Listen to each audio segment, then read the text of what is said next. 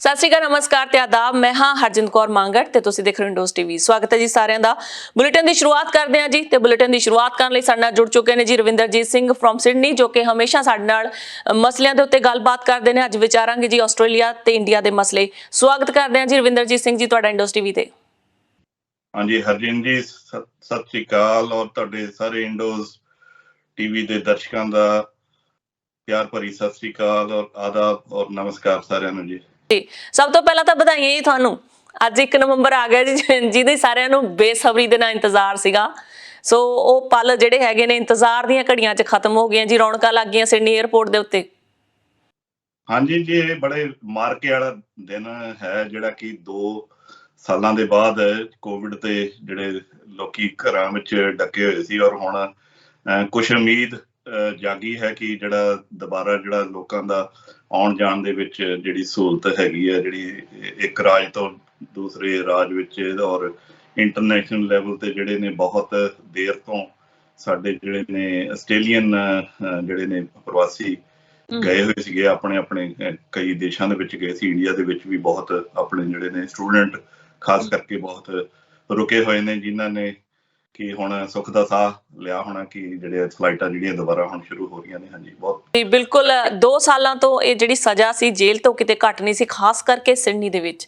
New south Wales ਦੇ ਵਿੱਚ ਬਹੁਤ ਹੀ ਸਖਤ ਲੋਕਡਾਊਨ ਲੱਗਿਆ ਜੀ, ਜਿਹਦੇ ਕਰਕੇ ਲੋਕ ਆਪਣੇ ਘਰਾਂ ਦੇ ਵਿੱਚ ਤੜ ਗਏ ਸਨ ਤੇ ਉਹ ਤੋਂ ਬਾਅਦ ਟਰੈਵਲ ਰਿਸਟ੍ਰਿਕਸ਼ਨਸ ਬਹੁਤ ਸਾਰੀਆਂ ਲੱਗ ਗਈਆਂ ਸਨ।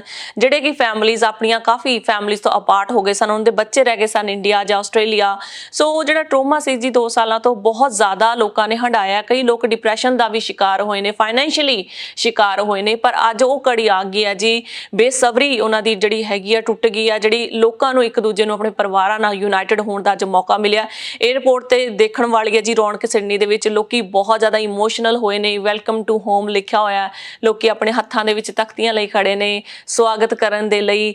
ਤੇ ਪਰਿਵਾਰਾਂ ਦੇ ਪਰਿਵਾਰ ਇੱਕ ਦੂਜੇ ਨੂੰ ਗਲੇ ਮਿਲ ਕੇ ਹੰਝੂਆਂ ਦੀ ਜਿਹੜੀ ਝੜੀਆਂ ਲੱਗ ਗਈਆਂ ਦਿਖਾਈ ਦਿੱਤੀਆਂ ਜੀ, ਖਾਸ ਕਰਕੇ ਸਿਡਨੀ ਦੇ ਵਿੱਚ। ਸਿਡਨੀ ਦੀ ਆਪਾਂ ਗੱਲ ਕਰ ਰਹੇ ਹਾਂ ਜੀ। ਨਾਲ ਦੀ ਨਾਲ ਜੇਕਰ ਗੱਲ ਕੀਤੀ ਜਾਵੇ ਜੀ ਮੈਲਬਰਨ ਦੇ ਵਿੱਚ ਵੀ ਹੁਣ 80% ਜਿਹੜੀ ਹੈਗੀ ਵੈਕਸੀਨੇਸ਼ਨ ਲੱਗ ਚੁੱਕੀ ਹੈ ਤੇ ਮੈਲਬਰਨ ਵੱਲੋਂ ਵੀ ਇਹ ਐਲਾਨ ਕੀਤਾ ਜਾ ਚੁੱਕਿਆ ਕਿ ਹੁਣ ਜਿਹੜੀ ਜਿਨ੍ਹਾਂ ਨੇ ਡਬਲ ਡੋਜ਼ ਲੈ ਲਈ ਆ ਕਿ ਉਹ ਵੀ ਸਾਡੇ ਜਿਹੜੇ ਹੈਗੇ ਨੇ ਸੂਬੇ ਦੇ ਵਿੱਚ ਆ ਸਕਦੇ ਨੇ, ਬਜਾਏ ਕੁਇਨਸਲੈਂਡ ਦੇ।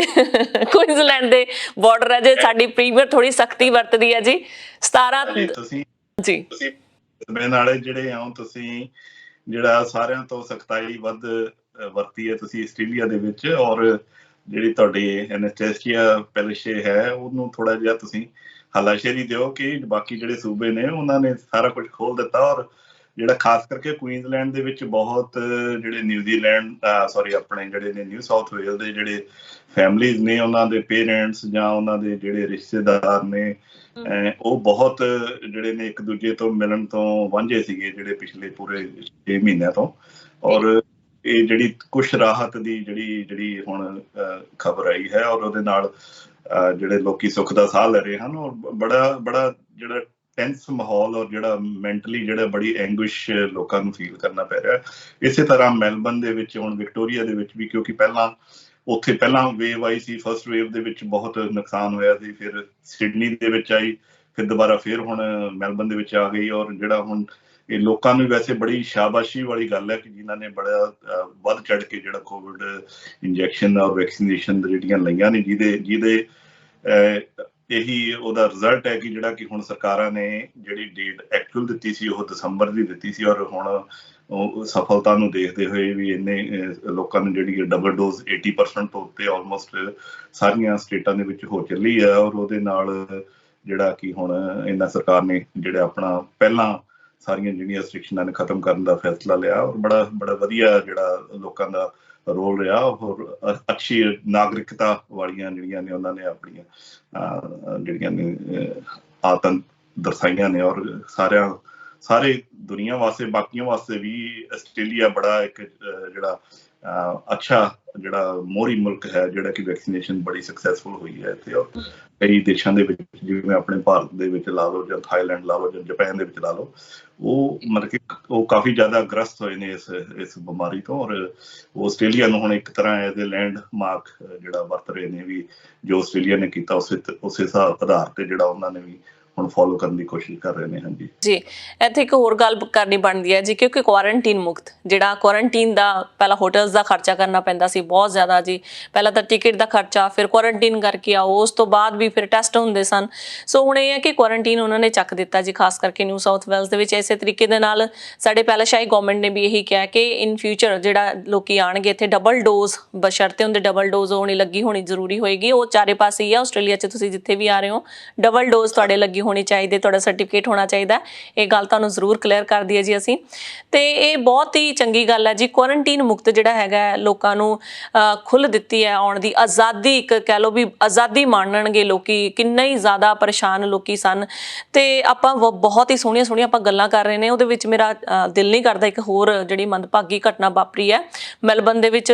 ਤੂਫਾਨ ਆਇਆ ਜੀ, ਇੱਕਦਮ ਹੀ ਤੂਫਾਨ ਆਉਣ ਦੇ ਕਾਰਨ 4 ਲੱਖ ਘਰ ਸਨ ਜਿਹੜੇ ਉਹਨਾਂ ਦੀਆਂ ਕਈਆਂ ਦੀਆਂ ਬਿਜਲੀਆਂ ਗੁੱਲ ਹੋ ਗਈਆਂ ਜੀ। ਛੱਤਾਂ ਦੇ ਚਲੇ ਉੱਤਰੋਂ ਜਿਹੜੀ ਛੱਤ ਹੁੰਦੀ ਆ ਉਹ ਵੀ ਚੱਕਤੀ ਹੈ, ਜਾਂ ਗਰਾਜ ਜਿਹੜੇ ਸਨ ਉਹਦੇ ਜਿਹੜੇ ਡੋਰ ਹੁੰਦੇ ਨੇ ਬਾਹਰ ਰੁੜਦੇ ਹੋਏ ਦਿਖਾਈ ਦਿੱਤੇ। ਇਸ ਤਰੀਕੇ ਦਾ ਇੰਨਾ ਜ਼ਿਆਦਾ ਤੂਫਾਨ ਸੀਗਾ ਜਿਹੜਾ ਤਾਕਤਵਰ ਸੀਗਾ ਕਿ ਇੰਨਾ ਨੁਕਸਾਨ ਕੀਤਾ। ਜੇਕਰ ਪਹਿਲਾਂ ਵੀ ਆਪਾਂ ਝਾਤ ਮਾਰੀਏ ਜੀ ਆਸਟ੍ਰੇਲੀਆ ਦੇ ਵਿੱਚ, ਤਾਂ ਕੁਦਰਤੀ ਆਫਤਾਂ ਆਸਟ੍ਰੇਲੀਆ ਦਾ ਖਹਿੜਾ ਨਹੀਂ ਛੱਡਦੀਆਂ ਜੀ। ਹਾਂਜੀ, ਇਹ ਦੇਖੋ ਜੀ, ਇਸ ਆਸਟ੍ਰੇਲੀਆ ਜਿਹੜਾ ਕੰਟੀਨੈਂਟ ਇਹਨਾਂ ਚੀਜ਼ਾਂ ਵਾਸਤੇ ਜਾਣਿਆ ਜਾਂਦਾ ਕਿ ਇੱਥੇ ਕੁਦਰਤੀ ਪ੍ਰਕੋਪ ਕਾਫੀ ਦੇਰ ਤੋਂ ਚੱਲਦੇ ਆ ਰਹੇ ਨੇ। ਜਿਵੇਂ ਕਿ ਪਹਿਲਾਂ ਜਿਹੜੀਆਂ ਨੇ ਅੱਗਾਂ ਲੱਗਦੀਆਂ ਸੀ, ਜਿਹੜੀਆਂ ਕਿ ਗਰਮੀਆਂ ਦੀਆਂ ਰੁੱਤਾਂ ਦੇ ਵਿੱਚ ਜਿਹੜੀਆਂ ਬੁਸ਼ ਫਾਇਰ ਜਿਹੜੀਆਂ ਲੱਗਦੀਆਂ, ਕਿਉਂਕਿ ਇੱਥੇ ਬੜੀ ਵੈਜੀਟੇਸ਼ਨ ਬਹੁਤ ਜ਼ਿਆਦਾ ਹੈ। ਉਹਦੇ ਕਰਕੇ ਹੁਣ 2019 ਦੇ ਵਿੱਚ ਜਦੋਂ ਕਿ ਨਿਊ ਸਾਊਥ ਵੇਲ ਦੇ ਵਿੱਚ ਕਾਫੀ ਜਿਹੜਾ ਬੁਸ਼ ਫਾਇਰ ਲੱਗੀਆਂ, ਔਰ ਉਸ ਤੋਂ ਬਾਅਦ ਫਲੱਡ ਆ ਗਏ, ਔਰ ਫਿਰ ਉਸ ਤੋਂ ਬਾਅਦ ਹੁਣ ਕਰੋਨਾ ਤੋਂ ਬਾਅਦ ਫਿਰ ਹੁਣ ਦੁਬਾਰਾ ਫਿਰ ਮੀਂਹ ਝੱਖੜ ਦੇ ਨਾਲ ਜਿਹੜਾ ਵਿਕਟੋਰੀਆ ਦੇ ਵਿੱਚ ਨੁਕਸਾਨ ਹੋਇਆ। ਇਸ ਤੋਂ ਪਿਛਲੇ ਹਫ਼ਤੇ ਇੱਥੇ ਸਾਡੇ ਸਿਡਨੀ ਵਿੱਚ ਵੀ ਗੜੇਮਾਰੀ ਹੋਈ ਹੈ, ਔਰ ਜਿਹੜਾ ਇੱਧਰ ਸੈਂਟਰਲ ਕੋਸਟ ਦੇ ਵਿੱਚ ਵੀ ਵਲਗੂਰਗਾ ਵਾਲੀ ਸਾਈਡ ਤੇ, ਔਰ ਜਿਹੜਾ ਨਕੌਸ ਹਾਰਬਰ, ਉੱਥੇ ਵੀ ਕਾਫੀ ਨੁਕਸਾਨ ਹੋਇਆ। ਸਟੋਰਮ ਕਾਫੀ ਜ਼ਿਆਦਾ ਜ਼ਬਰਦਸਤ ਆਇਆ ਸੀ, ਔਰ ਗੜੇ ਵਗੈਰਾ ਉੱਥੇ ਵੀ ਕਾਫੀ ਗੜੇਮਾਰੀ ਹੋਈ ਹੈ। ਔਰ ਇਹ ਕੁਦਰਤੀ ਪ੍ਰਕੋਪ ਜਿਹੜੇ ਨੇ, ਹੁਣ ਜਿਹੜਾ ਆਪਣਾ ਜਿਹੜਾ ਵਾਤਾਵਰਨ ਹੈ,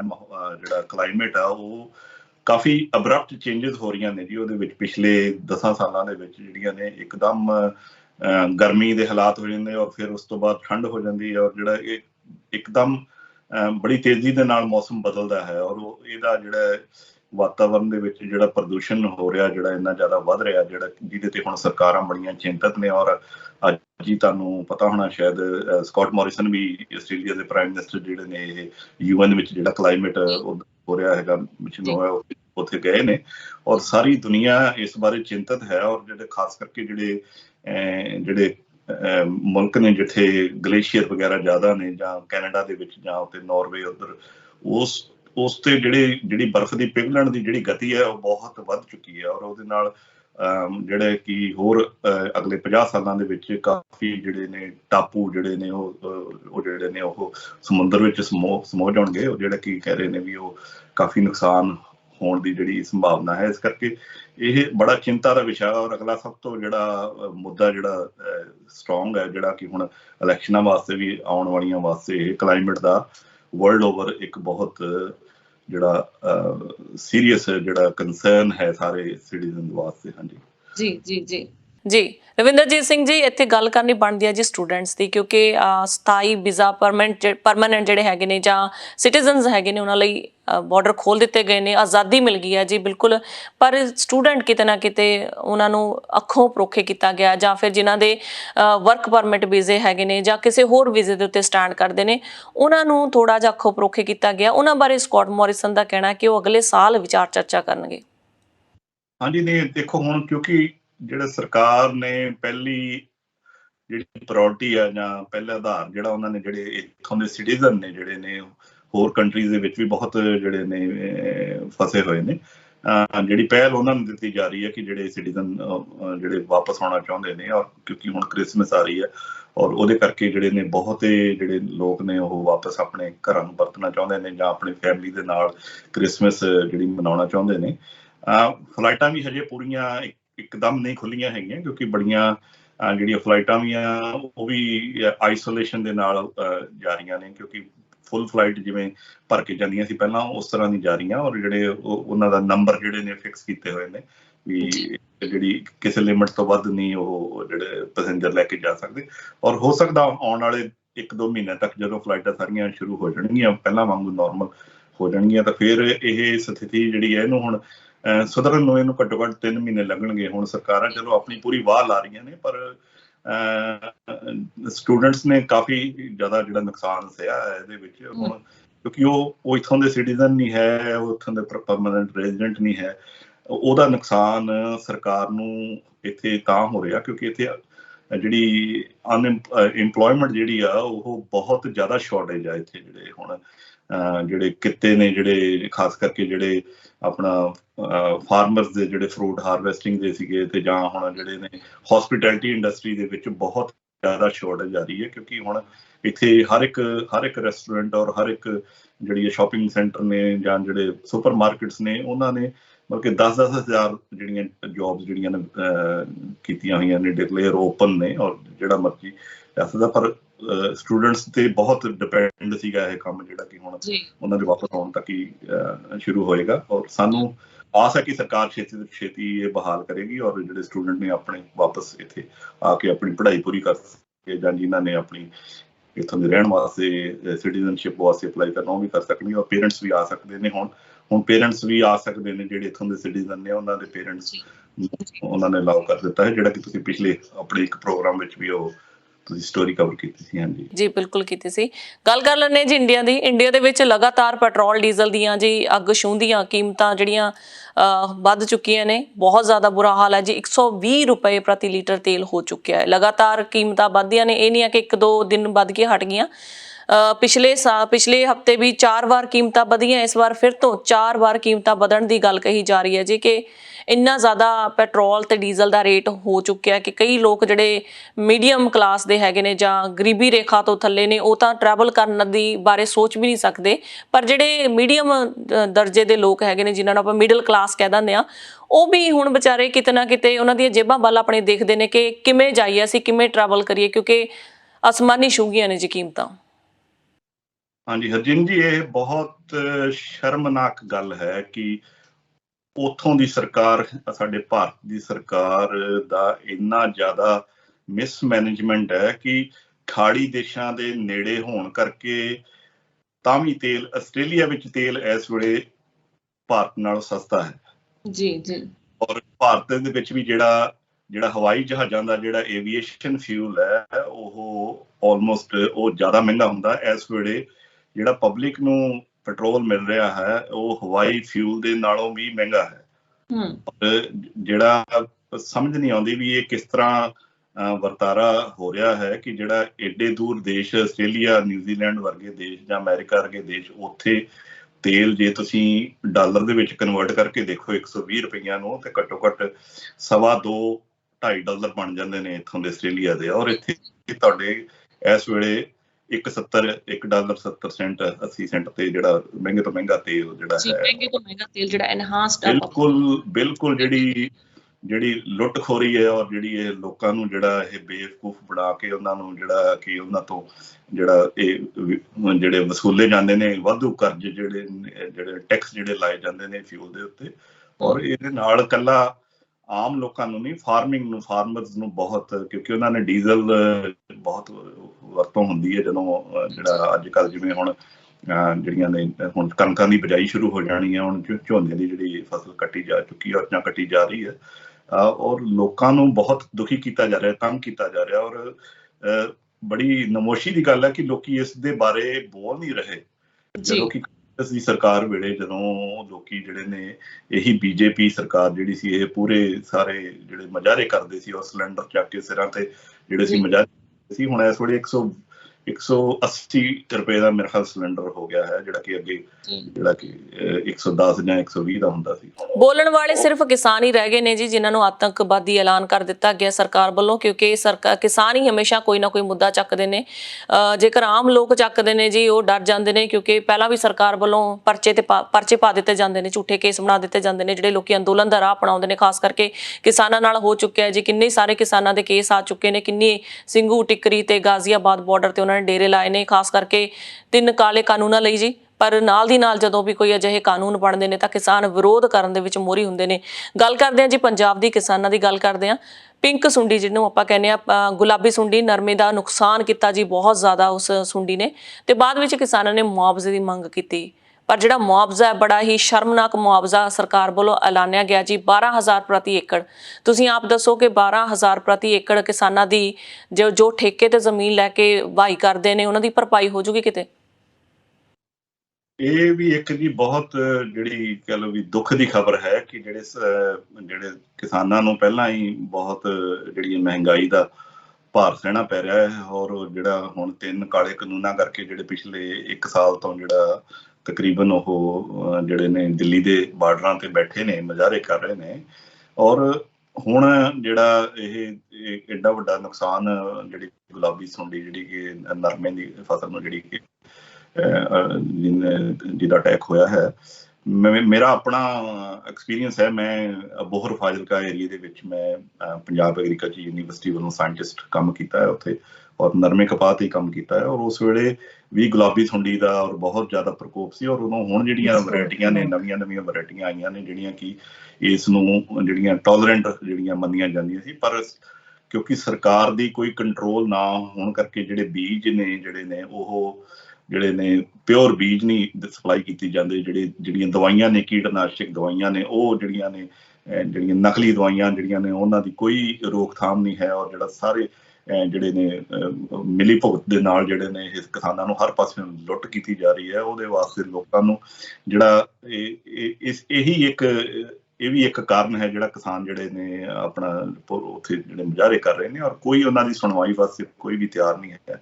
ਸਰਕਾਰੀ ਜਿਹੜੀਆਂ ਪੰਜਾਬ ਸਰਕਾਰ ਜਾਂ ਸੂਬਾ ਸਰਕਾਰ ਆ, ਉਹ ਵੀ ਪੂਰਾ ਚੰਗੀ ਤਰ੍ਹਾਂ ਨੋਟਿਸ ਨਹੀਂ ਲੈ ਰਹੇ। ਔਰ ਜਿੰਨਾ ਮੁਆਵਜ਼ਾ ਦੇ ਰਹੇ ਨੇ, ਔਰ ਇੱਕ ਤਰ੍ਹਾਂ ਉਹ ਮਜ਼ਾਕ ਕੀਤਾ ਜਾ ਰਿਹਾ ਹੈ ਫਾਰਮਰ ਦੇ ਨਾਲ, ਕਿਸਾਨ ਦੇ ਨਾਲ, ਜਿਹਨੇ 50-60 ਹਜ਼ਾਰ ਰੁਪਏ ਤੇ ਠੇਕੇ ਤੇ ਲੈ ਕੇ ਜਿਹੜੇ ਜ਼ਮੀਨ ਜਿਹੜੀ ਆ, ਔਰ ਇੰਨੀ ਦਿਨ ਰਾਤ ਮਿਹਨਤ ਕਰਕੇ ਉਹਦੀ ਤੁਸੀਂ ਮਿਹਨਤ ਵੀ ਵਿੱਚ ਪਾ ਲਓ ਤਾਂ ਘੱਟੋ ਘੱਟ ਤੁਸੀਂ ਉਹਨਾਂ ਨੂੰ 1 ਕਿੱਲੇ ਦਾ ਘੱਟੋ ਘੱਟ 1.5-2 ਲੱਖ ਰੁਪਏ ਦਾ ਖਰਚਾ ਉਹਨਾਂ ਦਾ ਹੁੰਦਾ ਹੈ। ਔਰ ਜੇ ਤੁਸੀਂ ਉਹਨਾਂ ਨੂੰ 12,000 ਦਾ ਮੁਆਵਜ਼ਾ ਦਿਓਗੇ ਤਾਂ ਕਿੱਥੋਂ ਆਪਣੇ ਖਰਚੇ ਪੂਰੇ ਕਰਨਗੇ? ਉਹਨਾਂ ਨੇ ਬੈਂਕਾਂ ਤੋਂ ਲੋਨ ਲਏ, ਆੜ੍ਹਤੀਆਂ ਤੋਂ ਲੋਨ ਲਏ ਨੇ, ਔਰ ਚੱਕ ਕੇ ਜਿਹੜਾ ਸਾਰੀਆਂ ਖਾਦਾਂ, ਬੀਜ, ਹੋਰ ਜਿਹੜੀ ਕੀਟਨਾਸ਼ਕ ਦਵਾਈਆਂ ਜਿਹੜੀਆਂ ਨੇ ਉਹ ਕਰਜ਼ੇ ਤੇ ਲੈ ਕੇ ਤੇ ਇੱਕ ਹੋਰ ਗੱਲ ਕਰਨੀ ਬਣਦੀ ਹੈ ਰਵਿੰਦਰਜੀਤ ਸਿੰਘ ਜੀ, ਜਦੋਂ ਕਿਸਾਨ ਆਪਣੀ ਦੁਖਦਾਇਕ ਖਬਰਾਂ ਦੱਸ ਦੇਣ, ਪਿੱਛੇ ਜੇ ਚੰਨੀ ਆਪਣੇ ਮੁੱਖ ਮੰਤਰੀ ਸਾਹਿਬ ਜਿਹੜੇ ਨਵੇਂ ਬਣੇ ਨੇ, ਉਹਨਾਂ ਨੇ ਦੌਰਾ ਕੀਤਾ ਜੀ ਆਪਣੇ ਮਾਲਵਾ ਪੱਟੀ ਦਾ, ਸਾਰੇ ਜਿੱਥੇ ਨੁਕਸਾਨ ਹੋਇਆ ਉਹ ਲੋਕਾਂ ਨੂੰ ਜੱਫੀਆਂ ਪਾਉਂਦੇ ਤੇ ਮੋਢੇ ਉੱਤੇ ਹੱਥ ਧਰਦੇ ਜ਼ਰੂਰ ਦਿਖਾਈ ਦਿੱਤੇ, ਪਰ ਮੁਆਵਜ਼ੇ ਦੀ ਉਹਨਾਂ ਨੇ ਗੱਲ ਨਹੀਂ ਕੀਤੀ। ਜਿਸ ਤੋਂ ਬਾਅਦ ਕਿਸਾਨਾਂ ਨੇ ਇਹ ਵੀ ਕਿਹਾ ਕਿ ਮੰਤਰੀ ਸਾਹਿਬ ਸਾਨੂੰ ਜੱਫੀਆਂ ਨਾ ਪਾਓ, ਸਾਨੂੰ ਧਰਵਾਸ ਬਥੇਰੀ ਮਿਲਦੀ ਹੈ, ਪਰ ਸਾਨੂੰ ਪੈਸਾ ਚਾਹੀਦਾ, ਜੋ ਸਾਡਾ ਨੁਕਸਾਨ ਹੋਇਆ ਉਹ ਚਾਹੀਦਾ। ਉਸ ਤੋਂ ਬਾਅਦ ਇਹ ਤੁੱਛ ਜਿਹਾ ਜਿਹੜੀ ਇਹ 12,000 ਰੁਪਏ ਪ੍ਰਤੀ ਏਕੜ ਐਲਾਨ ਕਰ ਦੇਣਾ ਬਹੁਤ ਹੀ ਹਾਸੋਹੀਣੀ ਸਥਿਤੀ ਆ ਜੀ, ਜਿਵੇਂ ਘੁਮਾ ਕੇ ਚਪੇੜ ਮਾਰੀ ਦੀ ਹੁੰਦੀ ਹੈ ਕਿਸਾਨਾਂ ਦੇ ਮੂੰਹ ਦੇ ਉੱਤੇ। ਇਹ ਇਸ ਤਰੀਕੇ ਦਾ ਕੰਮ ਕੀਤਾ ਜੀ ਪੰਜਾਬ ਸਰਕਾਰ ਨੇ। ਉਮੀਦ ਕੀਤੀ ਜਾ ਰਹੀ ਸੀ ਕਿ ਚਰਨਜੀਤ ਚੰਨੀ ਜਿਹੜੇ ਹੈਗੇ ਨੇ, ਕਿਉਂਕਿ ਬਹੁਤ ਉਹਨਾਂ ਦਾ ਬੋਲਬਾਲਾ, ਕਦੇ ਕਿਸੇ ਨੂੰ ਜੱਫੀ ਪਾ ਲੈਂਦੇ ਨੇ, ਕਿਤੇ ਢਾਬੇ ਤੇ ਬੈਠ ਕੇ ਚਾਹ ਪੀ ਲੈਂਦੇ ਨੇ, ਜਾਂਦੇ ਟਰਾਂਸਫਾਰਮਰ ਦੇ ਉੱਤੇ ਚੜ ਕੇ ਤਾਰਾਂ ਸਮਾਰਨ ਲੱਗ ਜਾਂਦੇ ਨੇ, ਕਿ ਬਹੁਤ ਡਾਊਨ ਟੂ ਅਰਥ ਨੇ। ਪਰ ਇਹ ਜਿਹੜਾ ਵਰਤਾਰਾ ਹੈ ਜੀ ਲੋਕਾਂ ਦੇ ਨਾਲ, ਸਿਰਫ ਲੋਕ ਉਹੀ ਨਹੀਂ ਚਾਹੁੰਦੇ ਹੈਗੇ, ਲੋਕ ਚਾਹੁੰਦੇ ਆ ਜੀ ਐਕਚੁਅਲੀ ਪ੍ਰੈਕਟੀਕਲ ਕੰਮ ਹੋਵੇ। ਸੋ 12,000 ਦੀ ਜਿਹੜੀ ਪੇਸ਼ਕਸ਼ ਸੀਗੀ ਜੀ, ਕਿਸਾਨਾਂ ਨੇ ਠੁਕਰਾ ਦਿੱਤੀ। ਉਹਨਾਂ ਦਾ ਕਿਸਾਨਾਂ ਦੀ ਮੰਗ ਹੈ ਕਿ ਐਟਲੀਸਟ ਜਿਹੜਾ ਮੁਆਵਜ਼ਾ 60,000 ਰੁਪਏ ਤਾਂ ਦੇਣਾ ਚਾਹੀਦਾ ਨਾ। ਹਾਂਜੀ, ਦੇਖੋ ਜੀ ਇਸ ਵੇਲੇ 2500 3,000 ਦੇ ਨੇੜੇ ਤੇੜੇ ਪਰ ਕੁਇੰਟਲ ਜਿਹੜੀ ਆ ਨਰਮੇ ਦੀ ਜਿਹੜੀ ਆ ਕੀਮਤ ਜਿਹੜੀ ਚੱਲ ਰਹੀ ਹੈ। ਔਰ ਤੁਸੀਂ 12 ਕੁਇੰਟਲ ਬਹੁਤ ਹੀ ਸ਼ਕਤੀ ਮਤਲਬ ਕਿ ਘੱਟੋ ਘੱਟ 15 ਕੁਇੰਟਲ ਵੀ ਜਿਹੜਾ ਨਰਮਾ ਜਿਹੜਾ ਵਧੀਆ ਹੋ ਜਾਂਦਾ। ਔਰ ਜਿਹੜੀ ਕਿ ਮਸਾਂ ਖਰਚੇ ਹੀ ਪੂਰੇ ਹੁੰਦੇ ਨੇ ਫਾਰਮਰ ਦੇ, ਜਿਹੜੀ ਆ ਫਸਲ ਪਾਲ ਕੇ ਜਿਹੜੀ ਕਰਦੇ ਨੇ। ਔਰ ਉਸ ਤੋਂ ਬਾਅਦ ਹੁਣ ਜਿਹੜਾ ਬਿਲਕੁਲ ਹੀ ਜਿਨ੍ਹਾਂ ਦਾ ਟੋਟਲੀ ਸਾਰਾ ਨੁਕਸਾਨ ਹੋ ਗਿਆ, ਔਰ ਉਹਨਾਂ ਨੂੰ 1.5 ਲੱਖ 2 ਲੱਖ ਦੇ ਥੱਲੇ ਜਦੋਂ ਫਾਰਮਰ 1 ਏਕੜ ਪਿੱਛੇ ਆ ਜਾਂਦਾ ਤਾਂ ਉਹਨੇ ਕਿੱਥੋਂ ਕਿੰਨੇ ਸਾਲ ਲੱਗ ਜਾਣੇ ਨੇ ਇਸ ਚੀਜ਼ ਨੂੰ ਭਰਦਿਆਂ। ਔਰ ਉਸ ਤੋਂ ਬਾਅਦ ਫਿਰ ਕੋਈ ਇਸ ਤਰ੍ਹਾਂ ਦਾ ਪ੍ਰਕੋਪ ਆ ਜਾਂਦਾ। ਸਰਕਾਰ ਸਿਰਫ ਜਿਹੜੀ ਹੈ ਆਪਣਾ ਜਿਹੜਾ ਲੋਕਾਂ ਦੇ ਵਿੱਚ ਜਿਹੜਾ ਸਿਰਫ ਜਿਹੜੇ ਨੇ ਛੋਟੇ ਮੋਟੇ ਤਮਾਸ਼ੇ ਕਰਕੇ ਆ, ਪੋਪੂਲੈਰਿਟੀ ਵਾਸਤੇ, ਜਿਹੜਾ ਕਿਉਂਕਿ ਅਗਲੀਆਂ ਚੋਣਾਂ ਆ ਰਹੀਆਂ ਨੇ ਅਗਲੇ ਸਾਲ ਜਿਹੜੀਆਂ ਮਾਰਚ, ਸਿਰਫ ਉਹ ਉਸ ਚੀਜ਼ ਨੂੰ ਮੂਹਰੇ ਰੱਖ ਕੇ ਹੀ ਸਿਰਫ ਆਪਣਾ ਜਿਹੜਾ ਆਪਣਾ ਇਮੇਜ ਕ੍ਰੀਏਟ ਕਰਨ ਦੀ ਕੋਸ਼ਿਸ਼ ਕਰ ਰਹੇ ਨੇ। ਪਰ ਉਹ ਜਿਹੜਾ ਨੇ ਅਸਲੀ ਤੌਰ ਤੇ ਜਾਂ ਜਿਹੜਾ ਅਸੂਲੀ ਤੌਰ ਤੇ ਕੋਈ ਕੋਈ ਪੱਕਾ ਕੋਈ ਸੋਲੂਸ਼ਨ ਜਾਂ ਕੋਈ ਪੱਕਾ ਕੋਈ ਜਿਹੜਾ ਮੁਆਵਜ਼ਾ ਜਿਹੜਾ ਕਿ ਇਹੋ ਜਿਹੇ ਵਿੱਚ ਫਾਰਮਰ ਦੀ ਜਿਹੜੀ ਹੈ ਇੰਸ਼ੋਰੈਂਸ ਹੋਣੀ ਚਾਹੀਦੀ ਹੈ, ਜਿਹੜੀ ਕਿ ਅੱਗੇ ਸ਼ੁਰੂ ਕੀਤੀ ਸੀ ਇਹਨਾਂ ਨੇ। ਹੁਣ ਪਤਾ ਨਹੀਂ ਮੈਨੂੰ ਕੀ ਇਹਨਾਂ ਦਾ ਸਰਕਾਰ ਦਾ ਹੈ। ਸਰਕਾਰ ਨੂੰ ਇਹ ਸਾਰੇ ਫਾਰਮਰ ਦੀ ਜਿੰਨੇ ਪੰਜਾਬ ਦੇ ਵਿੱਚ ਸਾਰਿਆਂ ਦੀ ਇੰਸ਼ੋਰੈਂਸ ਹੋਣੀ ਚਾਹੀਦੀ ਹੈ, ਔਰ ਜਿਹੜੀ ਆ ਉਹਨੂੰ ਭਰਪਾਈ ਕਰਨੀ ਚਾਹੀਦੀ ਹੈ। ਜਿੰਨਾ ਨੁਕਸਾਨ ਹੋਇਆ, ਜਿੰਨਾ ਫਾਰਮਰ ਦਾ ਆਪਦਾ ਟਾਈਮ ਲੱਗਿਆ, ਜਿੰਨਾ ਉਹ ਸਾਰਾ ਕੁਝ ਕੈਲਕੂਲੇਟ ਕਰਕੇ ਪੂਰਾ ਉਹਨਾਂ ਨੂੰ ਮੁਆਵਜ਼ਾ ਜਿਹੜਾ ਮਿਲਣਾ ਚਾਹੀਦਾ ਹੈ ਇੰਸ਼ੋਰੈਂਸ ਕੰਪਨੀਆਂ ਵੱਲੋਂ ਔਰ ਜਿਹੜਾ ਸਰਕਾਰ ਵੱਲੋਂ। ਇਸ ਚੀਜ਼ ਤੇ ਕਿਸੇ ਵੀ ਸਰਕਾਰ ਨੇ ਹੁਣ ਤੱਕ, ਪਹਿਲਾਂ ਅਕਾਲੀ 10-12 ਸਾਲ ਉਹਨਾਂ ਨੇ ਰਾਜ ਕੀਤਾ ਔਰ ਹੁਣ ਕਾਂਗਰਸ ਨੇ ਕੀਤਾ, ਔਰ ਇਹਨਾਂ ਕੋਈ ਵੀ ਸੰਜੀਦਗੀ ਨਾਲ ਫਾਰਮਰਸ ਨੂੰ ਜਿਹੜੇ ਤੁਹਾਡੇ ਅੰਨਦਾਤਾ ਨੇ, ਜਿਹੜੇ ਸਾਰੇ ਦੇਸ਼ ਨੂੰ ਖਾਣ ਵਾਲੇ, ਉਹਨਾਂ ਨੂੰ ਕੋਈ ਵੀ ਜਿਹੜਾ ਉਹਨਾਂ ਨੂੰ ਸੀਰੀਅਸਲੀ ਨਹੀਂ ਲੈ ਰਿਹਾ। ਔਰ ਇਹ ਬੜੀ ਸ਼ਰਮਨਾਕ ਗੱਲ ਹੈ। ਔਰ ਜਿਹੜਾ ਸਾਨੂੰ ਇੱਥੇ ਬਾਹਰ ਬੈਠਿਆਂ ਨੂੰ ਹੁਣ ਜੇ ਕੋਈ ਆਵਾਜ਼ ਚੱਕਦੇ ਆ ਤਾਂ ਉਹਨਾਂ ਨੂੰ ਹੁਣ ਉਹਨਾਂ ਦੇ OCI ਕਾਰਡ ਸਰਕਾਰ ਜਿਹੜੀ ਹੈ ਕੈਂਸਲ ਕਰਨੇ ਸ਼ੁਰੂ ਕਰ ਦਿੱਤੇ ਨੇ। OCI ਨਾਲ ਦੀ ਨਾਲ ਜੀ ਉੱਥੋਂ ਹੀ ਰਿਪੋਰਟ ਕਰਕੇ ਭੇਜ ਰਹੇ ਨੇ। ਜਿਹੜੇ ਦਰਸ਼ਨ ਸਿੰਘ ਧਾਲੀਵਾਲ ਜਿਹੜੇ ਕਿ ਅਮਰੀਕਾ ਦੇ ਬਹੁਤ ਵੱਡੇ ਜਿਹੜੇ ਨੇ ਸਨਅਤਕਾਰ ਨੇ, ਔਰ ਉਹਨਾਂ ਦੇ ਜਿਹੜੇ ਬਾਈਡਨ ਦੇ ਨਾਲ ਜਾਂ ਪ੍ਰੈਜ਼ੀਡੈਂਟ ਦੇ ਨਾਲ ਸਿੱਧੇ ਸੰਪਰਕ ਨੇ, ਉਹਨਾਂ ਨੂੰ ਉਹਨਾਂ ਦੀ ਫੈਮਿਲੀ ਨੂੰ ਸਿੱਧਾ ਦਿੱਲੀ ਤੋਂ ਵਾਪਸ ਡਿਪੋਰਟ ਕਰ ਦਿੱਤਾ ਗਿਆ। ਹੁਣ ਤੁਸੀਂ ਇਹੋ ਜਿਹੀ ਸਰਕਾਰ ਤੋਂ ਕੀ ਆਸ ਰੱਖ ਸਕਦੇ ਹੋ ਜਿਹੜੇ ਕਿ ਮਨੁੱਖੀ ਅਧਿਕਾਰਾਂ ਨੂੰ ਸ਼ਰੇਆਮ ਜਿਹੜਾ ਛਿੱਕੇ ਟੰਗ ਕੇ, ਔਰ ਜਿਹੜਾ ਲੋਕਾਂ ਨੂੰ ਹੁਣ ਜਿਹੜੇ ਸਾਡੇ ਵਰਗੇ ਹੁਣ ਜਿਹੜੇ ਇੱਥੇ ਪ੍ਰਵਾਸੀ ਨੇ ਇੱਥੋਂ ਦੇ ਹੁਣ ਇੰਡੀਆ ਜਾਣ ਤੇ ਉਹਨਾਂ ਨੂੰ, ਤੁਹਾਨੂੰ ਵੀ ਕੋਈ ਪਤਾ ਨਹੀਂ ਹੈ, ਤੁਹਾਨੂੰ ਉੱਥੇ ਉਤਰਨ ਨਹੀਂ ਦੇਣਾ ਜਹਾਜ਼ ਤੋਂ ਕਿ ਉਹਨਾਂ ਨੇ ਵਾਪਸ ਉਸੇ ਵੇਲੇ ਤੁਹਾਡੇ OCI ਕਾਰਡ ਜਿਹੜੇ ਨੇ ਕੈਂਸਲ ਕੀਤੇ ਜਾ ਰਹੇ ਨੇ। ਔਰ ਬੜੀ ਜਿਹੜੀ ਦੁੱਖ ਦੀ ਖਬਰ ਹੈ। ਔਰ ਜਿਹੜਾ ਸਾਨੂੰ ਇੱਥੇ ਬੈਠਿਆਂ ਨੂੰ ਜਿਹੜੇ ਉੱਥੋਂ ਜਿਹੜੇ ਸਾਡੇ ਭੈਣ ਭਰਾ ਪਰਿਵਾਰ ਸਾਡੇ ਪਿੱਛੇ ਨੇ ਪੰਜਾਬ ਦੇ ਵਿੱਚ, ਔਰ ਸਾਨੂੰ ਬੜਾ ਦੁੱਖ ਹੁੰਦਾ। ਔਰ ਜਿਹੜਾ ਇਹ ਸਾਰੀ ਚੀਜ਼ਾਂ ਸੁਣ ਕੇ ਔਰ ਦੇਖ ਕੇ ਜਿਹੜਾ ਦਿਨੋਂ ਦਿਨ ਹਾਲਾਤ ਵਿਗੜਦੇ ਜਾ ਰਹੇ ਹਨ। ਜੀ ਬਹੁਤ ਬਹੁਤ ਸ਼ੁਕਰੀਆ ਰਵਿੰਦਰਜੀਤ ਸਿੰਘ ਜੀ, ਸਾਰੀ ਜਾਣਕਾਰੀ ਦੇ ਲਈ। ਮਿਲਦੇ ਹਾਂ ਜੀ ਅਗਲੇ ਹਫਤੇ। ਧੰਨਵਾਦ ਜੀ ਤੁਹਾਡਾ। ਜੀ ਧੰਨਵਾਦ ਜੀ ਤੁਹਾਡਾ ਵੀ ਅਰਜਨ ਜੀ, ਔਰ ਤੁਹਾਡੇ ਇੰਡੋਜ਼ TV ਦਾ ਵੀ, ਜਿਨ੍ਹਾਂ ਨੇ ਫਿਰ ਮੌਕਾ ਦਿੱਤਾ ਆਪ ਜੀ ਦੇ ਦਰਸ਼ਕਾਂ ਦੇ ਸਮੁਖ ਹੋਣ ਵਾਸਤੇ। ਜੀ ਸਤਿ ਸ਼੍ਰੀ ਅਕਾਲ। ਸਤਿ ਸ਼੍ਰੀ ਅਕਾਲ ਜੀ। ਸੋ ਦਰਸ਼ਕੋ, ਸਮਾਂ ਹੋ ਚੱਲਿਆ ਤੁਹਾਡੇ ਤੋਂ ਵੀ ਇਜਾਜ਼ਤ ਲੈਣ ਦਾ। ਨਵੇਂ ਤੇ ਤਾਜ਼ਾ ਖਬਰਾਂ ਲਈ ਦੇਖਦੇ ਰਹੋ ਇੰਡੋਜ਼ TV ਆਸਟ੍ਰੇਲੀਆ। ਧੰਨਵਾਦ।